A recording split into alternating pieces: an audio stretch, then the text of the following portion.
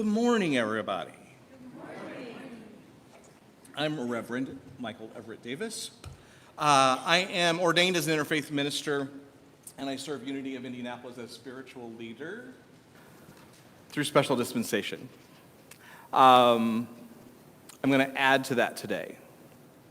Tomorrow, I will have 3 interviews with Unity Worldwide Spiritual Institute as part of the admission into the ministerial program, which is a 2-year program. So I'm on the way.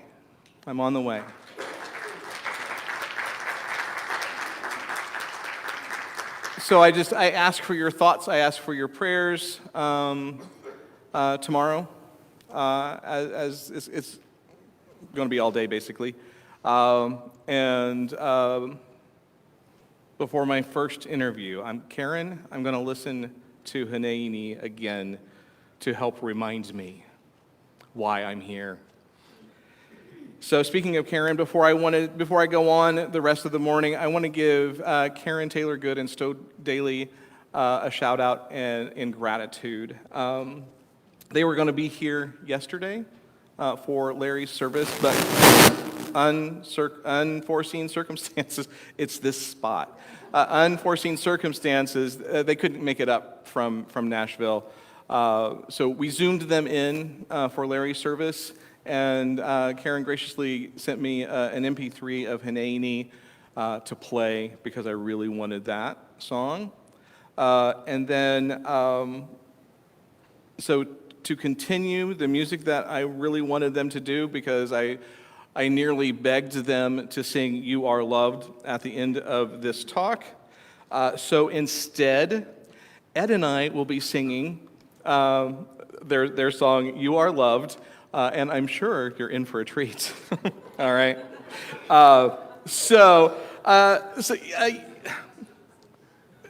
Susan brought it up, and I'm going to bring it up again.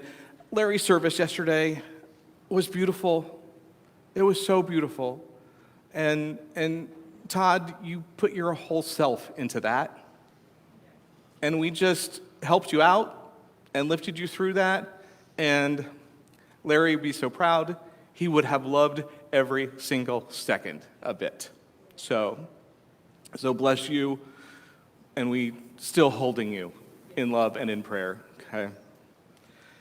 I'm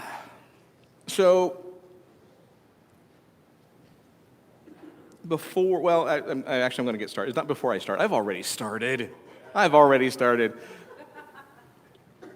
We started with the first song. All right. So I would like to do a little recap of what Ed talked about last week. All right. So in case you missed the last episode, here are the scenes before this episode to catch you up. Previously on Unity of Indianapolis. Oh, am I getting feedback? I'm not going to go over here. I don't know what that is. So Ed told us a story that he saw on that Linda Shallow had shared on Facebook about NASA doing research on bumblebees. And they're saying that bumblebees are not aerodynamic, and they shouldn't be able to fly. Their tiny little wings shouldn't allow their big bodies to fly, but yet they do. So whenever you see a bumblebee, do not tell it that it cannot fly because it believes that it can, all right? And also he shared a quote from Anais Nin. We don't see things as we do not see things as they are. We see things as we are. And from Dr. Ellen Langer, whatever we do to the mind, we do to the body. And Ed also reminded us to be present, to be ever present, and to notice things that we've never seen before. I have to admit, I've been in this building for 16 years. And Sunday after the service, I noticed that the aisles up here closer to the stage are narrower than they are in the back. I always thought they were just the same. They are narrower up here than they are in back. And we go through life overlooking things because we don't take the time to be present in the moment. When we are present in the moment, it interrupts our conditioning. So what if the limits that we think are real are just simply beliefs? Limitations that we think are real, what if they're just a belief? Like the bumblebee. It believes that it can fly. Scientifically, they shouldn't be able to. This brings me to the thought of thought, mind, action. So thoughts held in mind produce after their kind. We know that. You bring about what you think about. Okay, all those. So thought is the idea.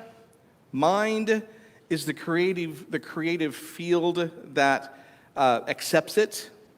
And then the body is the action, the life, the out-picturing or the manifestation of that. So many of us may go through the day thinking, at certain times of year, I'm always sick this time of year. Always sick this time of year. I'm bad with money. Right? You go to balance your checkbook and, I'm bad with money. Or relationships never work for me. What about on the flip side of that? I am worthy. I am guided. I am loved. So a former minister here, Charles Roth, who helped build this part of the building, he had a program that he called the TABIT habit. Many of you here experienced it. But the TAB stands for totally accept and believe. So I totally accept and believe blank. Like I totally accept and believe that divine wisdom is flowing through me. I totally accept and believe that I am prosperous. I totally accept and believe whatever. And what he was doing there, he was teaching the law of thought, mind, action. And we need to feed our mind with thoughts of truth. Our mind does not evaluate truth. It produces the thoughts that we give it. Not written on my page, but what I wrote this morning in my journal that I shared on Facebook this morning. Our mind does not actually discern the truth. Our mind just takes in what it gets, and so it thinks that it's truth. So we can't. And looking at the world where it is right now, there's like these two sides of things. One side is saying, what's going on right now is absolutely terrible and awful. And there's another side that is saying, this is fantastic, this is the best thing that it could ever be. When you're getting your information from one source, your mind thinks that is the truth. So no matter which one you're listening to all the time, you think that is the truth. When you get your information from two different sources or more, then your wisdom gets to discern what is the truth and to tell your mind what that is. Make sense?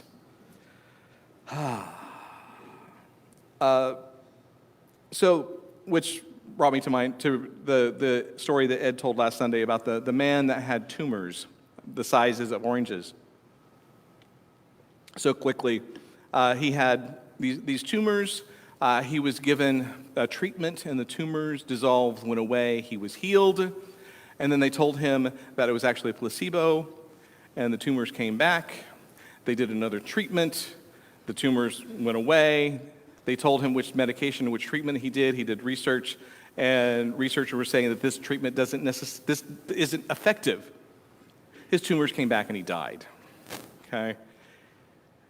What was going on here with him? He believed when he believed that the healing was happening, healing happened. When he believed he wasn't, it reversed.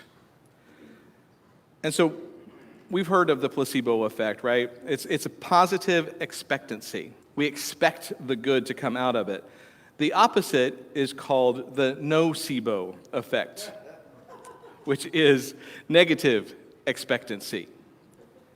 So this guy, when he held his thoughts on a healing treatment, his body was able to dissolve the tumors. When he finds out that he did not receive a treatment, his thoughts go to his deeply held thoughts that only medication can get rid of cancer. You see, the body is obedient to our beliefs. But this is not a blame game, right? It was to be spiritual malpractice. This is about the power that we do have. And we don't need to shame our belief patterns. Our belief patterns are chemical. I recently watched a video from Dr. Joe Dispenza. Many of us may be familiar with him. He was in The Secret, books, videos, all kinds of stuff. This particular video was called "Why is Change So Hard?" When we can't think higher than we feel. In this video, he talked about how our thoughts and emotions produce neurochemicals and send them into our bodies. Our thoughts create chemicals. When we have a thought of happiness, our brain produces these chemicals, and it goes into our body, and our body is like, oh, yay, I'm happy. I can feel that, I'm happy. When we feel sad or shameful, oh, I'm having that thought of shameful, I'll send these chemicals down. The body feels the shame and sadness. When our body is constantly receiving these chemicals that make us feel suffering, after years and years and years of it, because we believe this, then we come to unity. And we're told that we are worthy, we deserve happiness, we are whole, we're healthy, and we're worthy of joy. Well, we start getting those feel-good chemicals, right? It's like, I am worthy, yes, woo, I feel good, I feel good, I feel good. But your body is now starving for the woe is me chemicals. Because you're not thinking, woe is me. You're thinking, I'm worthy, I'm good, I'm happy, I'm whole. And your body is craving those woe of me, so your body sends messages to your mind to say, hey, I need woe of me thoughts so I can get those chemicals back. It's kind of like an addiction, right? So it gets to the point where our body seems to think it knows more than the mind. And so our emotions reinforce these neural pathways. And so we get to learn how to get new neural pathways through our affirmations and our denials. And so, but when we're over and over and over again, our body becomes conditioned to certain emotional states. It's not that we're addicted to suffering. You know how some people just keep attracting the wrong person? Okay? It's the familiarity that we're comfortable with. Even if it is suffering and it's bad, we find comfort in that. And so it makes it harder to change. It makes it harder to heal from circumstances. So healing is not fighting yourself. It's not fighting against circumstances. Healing is actually loving yourself through the change. Myrtle Fillmore, co-founder of Unity, quote here, "No one, not even God, can change your circumstances so long as you insist upon looking at and thinking and worrying about yourself." I'm going to read that one again. No one, not even God, can change you or your circumstances so long as you insist upon looking at and thinking of and worrying about yourself. Another Myrtle Fillmore quote that I recently came across that I really like: God not only gives you wisdom, God is the wisdom that can direct you into the paths of peace and plenty. There was another Fillmore quote. I don't remember if it was Myrtle or if it was Charles. It was in something that I read last week, and I couldn't find the actual thing. So here's the gist of it, at least from how I got at it, what I got from it. So we work and work and work and work and try to be better. We want to better ourselves. I'm doing my spiritual practices. I'm doing all the tools that I need to do, and I'm just focused on that all the time. It becomes work. We need to stop and rest and go out and play. Go out and play. Be present. Be present in the moment. When we stop working so hard and relax and breathe and play and do what we love to do, we may find our consciousness rising up. I like the Megan McDonough song and Janice Sandfield song, Amazing Things. Sometimes the deepest answers come when you're out there having fun. So close your eyes and take a breath and smile, right?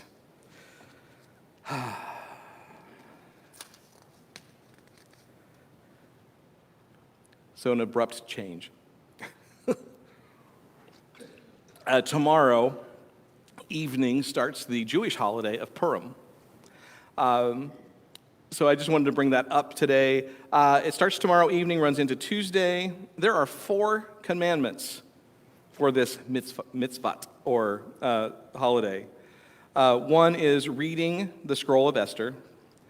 2 is giving gifts of food to friends, giving charity to at least 2 poor people, and then enjoying a festive feast with wine and merriment. Okay. And then these are, the reason for these is to publicizing the miracle, strengthening community bonds, and caring for the less fortunate, and celebrating joyfully. So to do my part, I brought in some Hamantaschen, which are little Jewish pastries. Some of you have already had them. They're over at the coffee station. And it all started, a friend of Ed and I's had sent us some one year, and it was like, oh, this is good. This is fun. So I wanted to share that with you to help with that tenet. Not that I'm Jewish, but I almost am. I think I was in a previous life. So the holiday actually comes from the book of Esther. And in the story, we have Esther, who is Jewish, but she hides her identity of being a Jew. And they're in Persia at this time. And she ends up marrying the king of Persia and is the queen of Persia. And we have the Haman, the first part of the Hamantaschen, right? We have Haman, who's pretty much the villain in the story, and the king has given him permission to go out and kill all the Jews.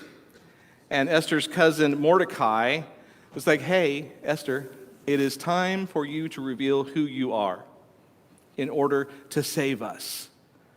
So she took the risk and told her husband, the king, that she was actually Jewish. And he was like, okay, Haman, you can't do what you were going to do.